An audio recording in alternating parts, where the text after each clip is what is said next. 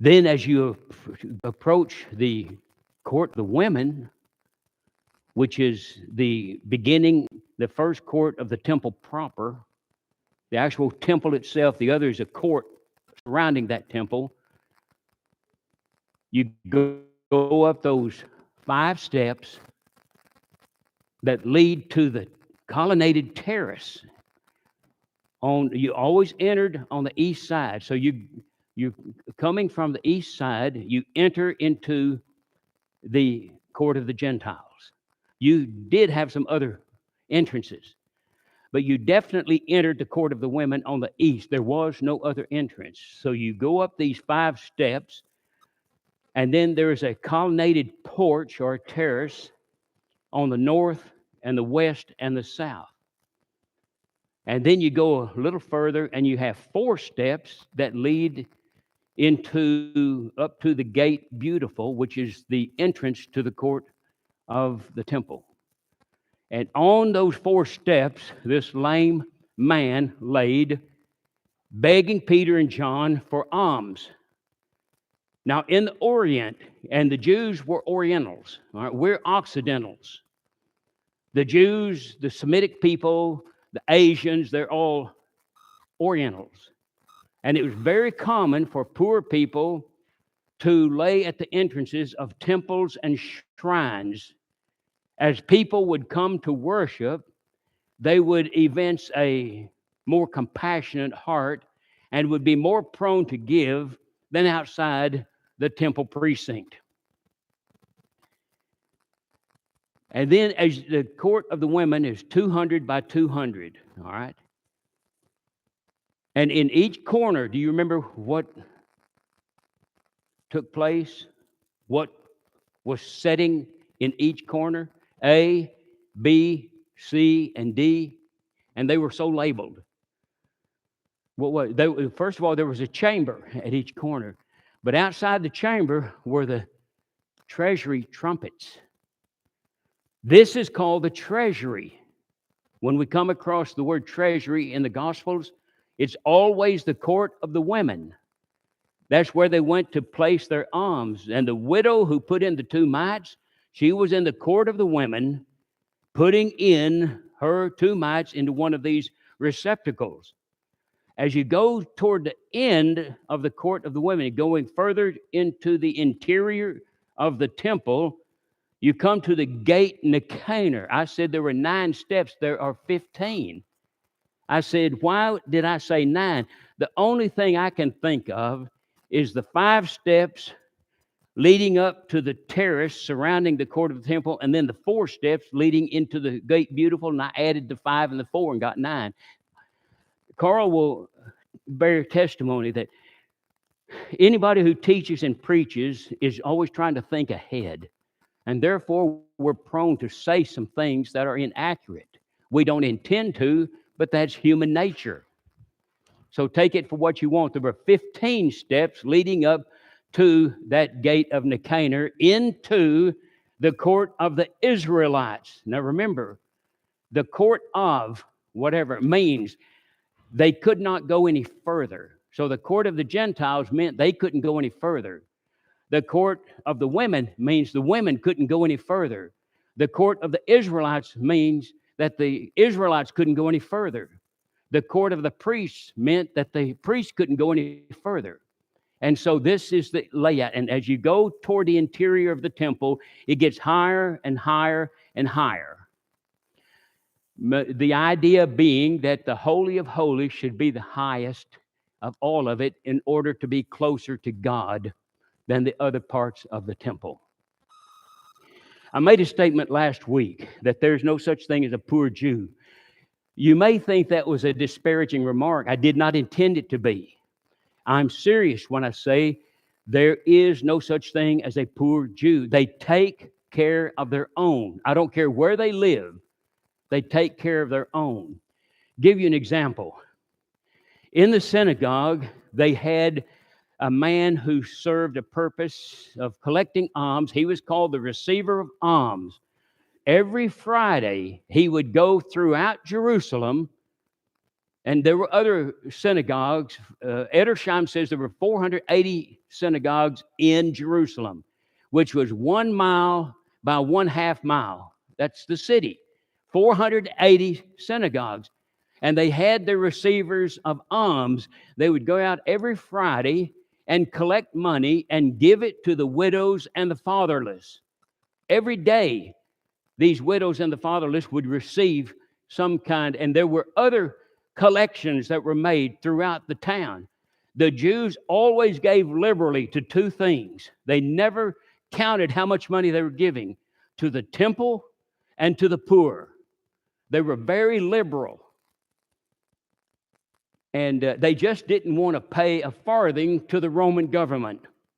But they would be glad to take that money and give it to a poor person.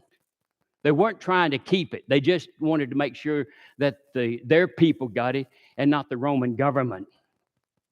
So again, understand that I'm not up here to denigrate any body, any religion, or anything like that. And I hope you, if you took it that way, you don't understand it that way at this point. All right. Do you notice that the apostles, after the church was established in Acts 2, they continued to go to the temple and to the synagogue. They continued to observe the feasts. They continued to do everything the Jews did. The one issue is that they weren't doing this in order to please God. They were doing it in order to reach the masses with the gospel of Christ. They went into the synagogue. Paul on his 3 missionary journeys always went into the city, and he first went into what? The synagogue, if they had a synagogue. Now, when he went to Philippi, they didn't have a synagogue. So some towns didn't have one. Capernaum had only one synagogue, and that is seen in the use of the definite article, the synagogue. All right. So he would go into the synagogue in order to take advantage of the audience and preach the gospel to them. The ruler of the synagogue, the overseers of the synagogue were elders, just like in the Lord's church. They were called poimen, elders, pastors or shepherds, whichever term you want to use. One of those guys was selected to be the chief elder. Now, that's not the idea of head elder in the denominational world today. He was the chief, meaning that he was responsible for everything. He could delegate authority to whomsoever he wanted. He was chief in a good sense, not in an arrogant sense. And he was responsible for everything outside, physical and spiritual.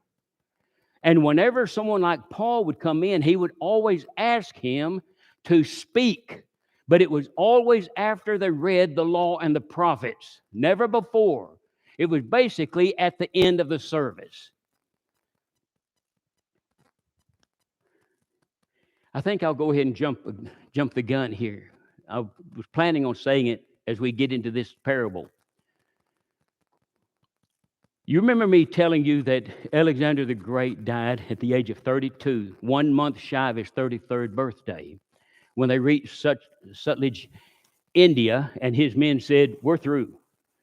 We're through. You will fight until you die. We have families. We're going to go home." So they turned around at Sutlej and they set up headquarters in Babylon. And Alexander decided, this is where I'm going to make my capital. But he died a short time after reaching Babylon from alcoholism. And so it boiled down to 4 of his generals vying for his territorial rights. He had the largest empire, larger than Rome, larger than any other kingdom. Now again, if you take the land mass like this, Rome had the largest. But there were many sections in that mass that Rome did not control. When you take Alexander's mass, it's a little smaller, but he owned everything. So it was larger than what Rome controlled. So his 4 generals were vying for territorial rights. And the four were equal in power. They couldn't overthrow each other. There were already other generals that were killed or died. It boiled down to these four who were equal in strength. All right, Ptolemy, Seleucus, Lysimachus, and Cassander. Cassander took Macedonia and all that. Well, boils down to two of the strongest as far as territorial rights, not military power. Ptolemy took over Egypt and thus established the Ptolemaic kingdom. And then Seleucus took over Syria and established the Seleucidae kingdom. The grandson of Seleucus was Antiochus Epiphanes IV. Epiphanes means the great, but the Jews changed his name to Epimanes, the madman. Antiochus then began wanting to rule all Palestine, as kings do. They're never satisfied. Never satisfied. Much like human nature today. So he proceeds to go south and he conquers Judah. That means he conquered Jerusalem. And he went in and did not destroy the temple, but he desecrated it. He offered a sow to Jupiter on the altar of burnt offering. He goes into the Holy of Holies and he takes the blood of that sow and he throws it on all the walls. He did everything in his power to humiliate the Jewish people. He would kill anyone who had a copy of the law. He forbade the public reading of the law in the synagogue and anywhere else. Up until that time, the law was always read in the synagogue, not the prophets. But when he forbade the reading of the law, they began at that point reading the prophets. And so in 175, BC 175 is the time element in which we are dealing with Antiochus Epiphanes. There was a man from Modin, Modein, not far from Jerusalem, named Mattathias. And he had 5 sons, Judas the Hammer, Simon the Bee Sticker, Jonathan the Cunning, Eliezer, and I can't think of the 5th one. But anyway, Antiochus he always had spies down in Jerusalem. All these rulers had spies. Pilate had his spies. Caiaphas, the high priest, had his spies. So he sent a man, one of his Jupiter priests, down to Jerusalem and to offer the sow on the altar of burnt offering. Mattathias tried to get them to kill that man. Nobody would kill him. So Mattathias goes up to him and kills him. And he knew he had opened up a can of worms. That was the beginning of a 30-year civil war between the Maccabees, Judas Mattathias. Mattathias became known as the Maccabee family or dynasty. And they fought and they eventually won. By 165, BC 165, the civil war was still going on, but they had control of Judah and the temple. And they established a feast called the Feast of Dedication. They still honor that feast today. It's called the Feast of Lights. It's called Hanukkah. Whenever you hear the term Hanukkah, that is when the Maccabees defeated the Seleucidae kingdom. On Hanukkah, every light in Jerusalem is lit.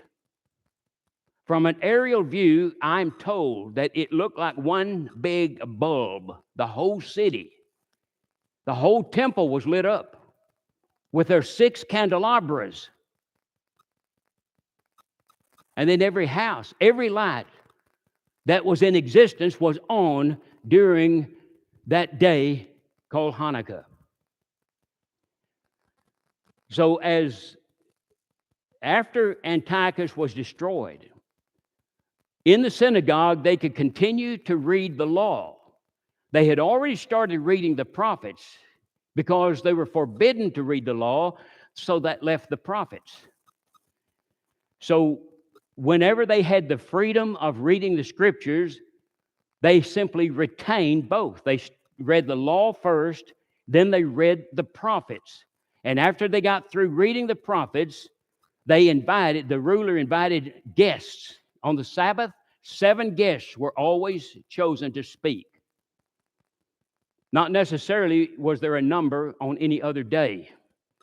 And Paul would always be invited. He had such a reputation and such a intellectualism about him that they had to hear what he had to say. Even though they objected to much of what he had to say, they wanted to hear him. All right, so that brings us up to the Pharisee and the Publican. Do you have any questions to ask on the things that we just went over? All right.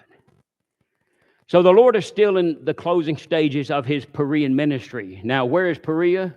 What is this? The Jordan, of course. You see, Carl recognized it. That looks like the Jordan. All right. Sea of Galilee, Dead Sea. Where is Perea? All right. On the east side, by the Dead Sea, joins the Dead Sea. So it's on the lower half of the eastern side of the Jordan. The Lord has less than a month to live. And as I said, he wants these people to learn these lessons that we are studying right now. So as I said earlier, these are his last words. If you were talking to your children and grandchildren, knowing you were going to die within the next 24 hours, what would be your last words? These were his. He wanted us to learn from the unjust steward to be wise in our Christian life. What does that really mean? How do you apply wisdom to the Christian life?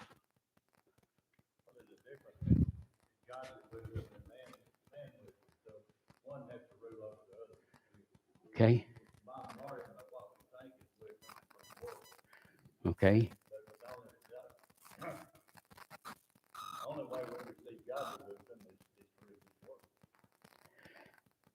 A lot of people say, well, I said it because that's just the kind of person I am. That's not always wise, is it? We've got to be wise. Sometimes you can't say what you want to say in a special setting. That's wisdom. Elders have to utilize wisdom on how they spend the Lord's money.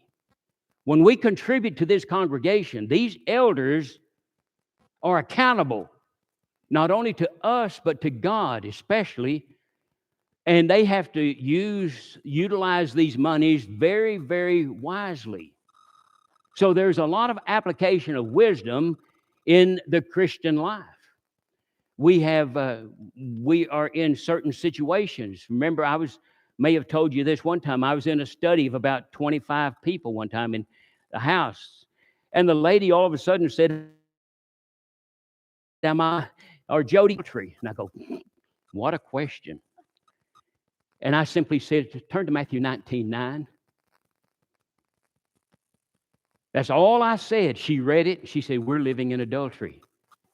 I think God helped me out then. I really do. I didn't have to say anything. She reached her own conclusion. They're not even Christians, and they understood what Matthew 19:9 said. There are a lot of things in the Bible in which a person needs guidance, but not on things pertaining to what? Salvation. Everybody. I was talking to Bill Smith. I visit Bill every Friday. As many of you know, we're in 8th grade together. We're very close. He said that when he and Connie were members of the Baptist church, he started reading the Bible. And he came into Acts 2. He reached his own conclusion. We've got to be baptized. Nobody taught him. And you've heard stories like this. It is that plain. You have to be taught to misunderstand it. And that's how they became Christians.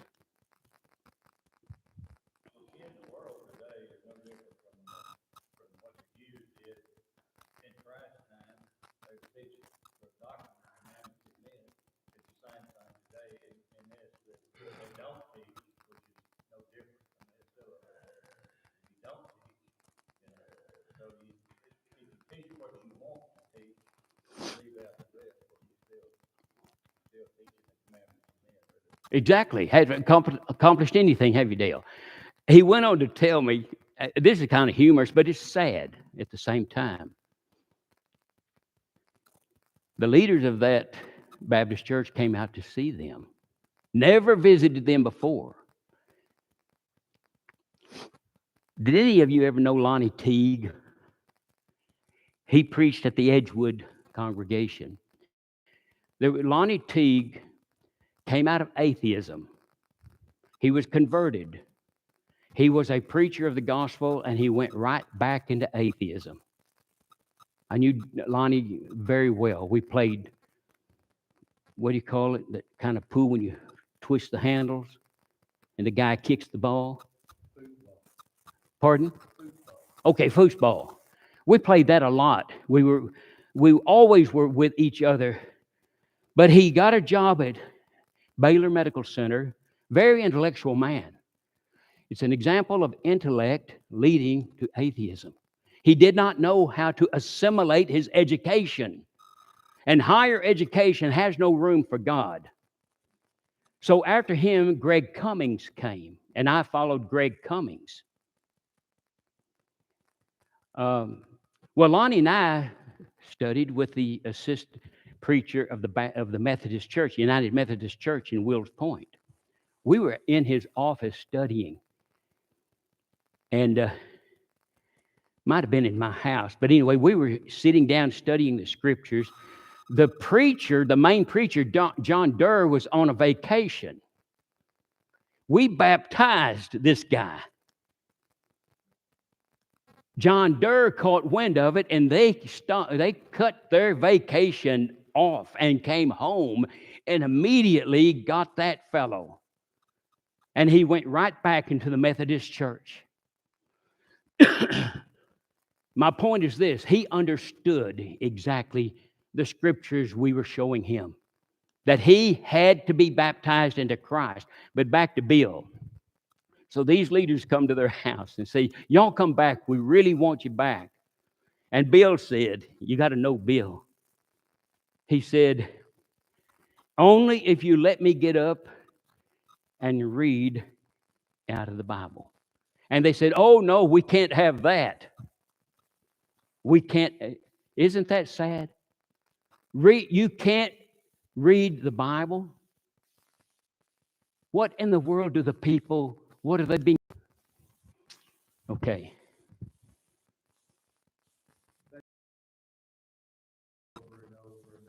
Doesn't it, Carl?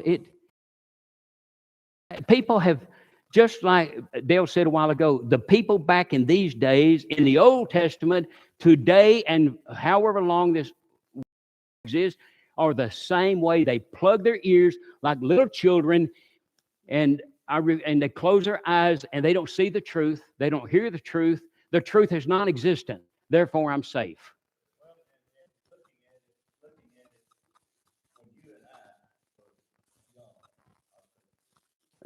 Do you remember that?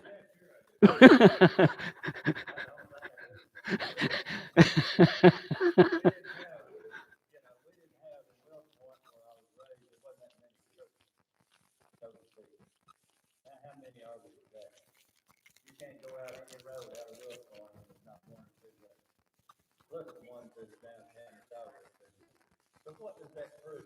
What is man doing? If he doesn't hear what he wants to hear somewhere, he's going to go somewhere else. Isn't it like a patient going to a doctor? Well, it's like the guy that's on the island. When he come to rescue him, he had 3 hooks. He said, what's he done to all these three husbands? I said, this one is my house. This one is my old church, and this one over here is my new church. I didn't agree with what they were teaching here. So I That's it. That's it. All right. We're laughing, but it's sad. I think of all the time, almost every day, I think of some of my best friends that I funeralized who died out of Christ. And I hate to think that they are in eternal torment forever and ever and ever. It almost haunts me. All right, so Luke is the only writer who records this parable. The parable was spoken to the Pharisees. Now, Sadducees did not speak in parables, only Pharisees. Whenever Jesus acted, he acted as a Pharisee, his whole ministry. All right. Whenever the Sanhedrin, the majority of which were Samaritans, Sadducees, they ruled as a Pharisee because the Pharisees were the popular group of people of all Judaism. So Jesus always talked in parables, but so did Pharisees. Sadducees did not. And whenever the Jew told a parable, the Sadducee was always the bad guy. Always the bad guy. The Pharisee is the one who came out smelling like a rose. They were so arrogant that they thought themselves righteous before God, though they were trying to kill his son, trying to kill the Son of God and believe that the Father of the Son was pleased with them. The only ground on which they were resting in this conviction was in themselves. The result of this self-righteousness was that they were considering others as nothing. One of the biggest differences between Sadducees and Pharisees, besides the spelling, Dale, is that the Sadducees were not spiritual at all. They did not believe in the afterlife. They did not care anything about serving God. They were materialistic. They were theocratic. They were aristocratic. They were worldly from head to toe. The Pharisees were truly, truly interested in religion and serving God, though they drummed up their own laws or their own bylaws. Verse 18. Well, I should here says it despised others. This Pharisee despised others. He treated them as nothing. The Pharisees had a guild in which they were called cobbers, Chaber. They would not buy anything from a non-cobber. They would not sell anything to a non-cobber. If you were not a cobber, you could not buy food if a Pharisee was in charge of a restaurant or a store. All right? Cobbers dealt only with themselves. And so the other people, they were much like homeless people. They had to go out and scavenge for themselves.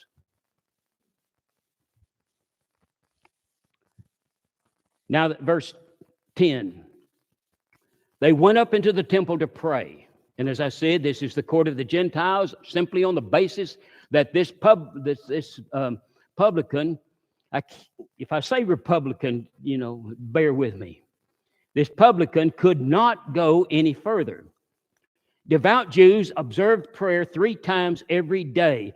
Someone turn to Psalm 55, verse 17. And someone turn to Daniel 6, verse 10. Whichever one of you reaches your scripture first, you can read it. Psalm 55, 17, Daniel 6, 10.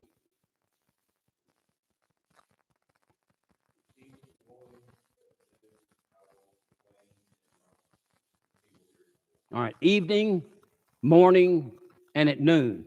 That's why the Jews pray 3 times a day, even to this day.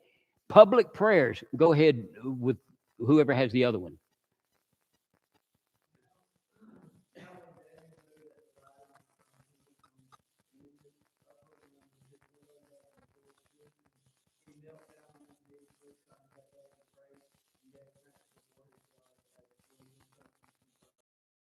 3 times a day. The Jews always did this, always did it. So this is not unusual for the Jews in the time of Jesus to do this. Now, these are public prayers. They prayed more than that each day. And I hope we do too. But they prayed publicly. Now, what does that mean, they prayed publicly? Where'd they go? Where did they pray publicly? At the temple. At the temple. They felt that their prayers would be better heard by God if they were in His holy precinct. Now, we know God hears prayers no matter where you are. But this was their mentality. At those hours, Pharisees also would say public prayers because Pharisees were Jews. Prayer was believed to be, again, more effective if offered in the temple. So at these hours, many went up to the temple to pray. Now notice, the common Israelite would go into the court of the Israelites. Now tell me, when you first enter an outside wall, what are you in? The court, all right, before the women. The court of the Gentiles. Remember, only circumcised Gentiles could enter. Non-circumcised Gentiles could not enter. Okay? Eunuch could not enter. When the eunuch came 700 miles from Ethiopia to the temple to worship God, he had to worship God outside the walls of the temple. He was not allowed in. Eunuchs could not go into the temple, any part of the temple, or any part of the court of the Gentiles. Deuteronomy teaches that. So here we have Israelites, full-blooded Jews. They could go through the court of the Gentiles, and then there's the court of the women. They could go through that. Then they come to the court of the Israelites. They could go into that court, but they there in the court of the Israelites that they prayed. And whenever someone went to the temple to offer a lamb on the Paschal, the 14 Nisan, they would go up to the barrier, the balustrade, the rail that separated. Here's the court of the Gentiles. There's the court of the priests. And the priest would be right there, and the person would hand the lamb. Then he'd go back there and slaughter it and come back to him, and the person would go home. And the women who came to the temple to be purified, they would go as far as they could, women, and have a stationary man, an assistant to the priest, to carry it to this barrier and then offer their sacrifices or the purification, and that priest would take care of them.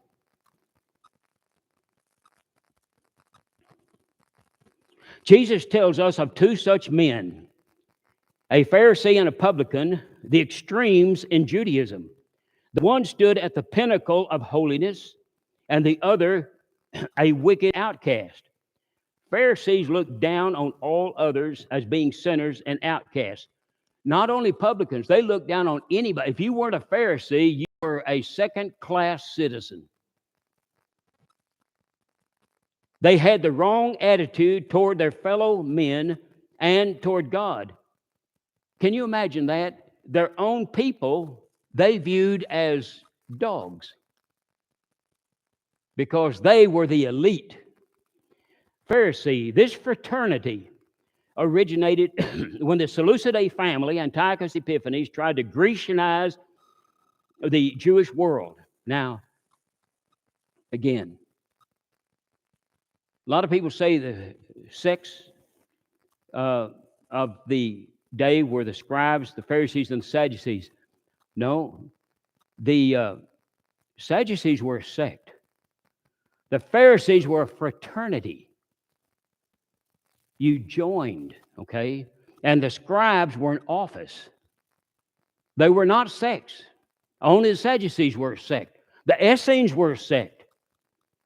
But the Pharisees and scribes were not. Now, the Pharisees joined forces with the Maccabees in thwarting this purpose or this threat. So here we have Judas Mattathias, who goes up and slaughters this man who is offering a sow, about to offer a sow on the altar of burnt offering. And they generally cut their throats. Whether he did or not, I've never read that. So that's when the Maccabees showed their courage by beginning a 30-year war against a very powerful despot. There's a group of men who call themselves Chassidim, Chassidim. I am in Hebrew always plural, always cherubim, seraphim, Chassidim. They joined forces with the Maccabees. So now we have the Maccabees and the Chassidim fighting together against this evil despot ruler. But the Maccabees started aspiring to political positions. I want to be mayor. I want to be governor. I want to be king. That's when the Chassidim separated from them and called themselves Pharisees, which means separated ones. They weren't separated from the world. They were separated from the Maccabees. And that's when the term Pharisees began being applied to them.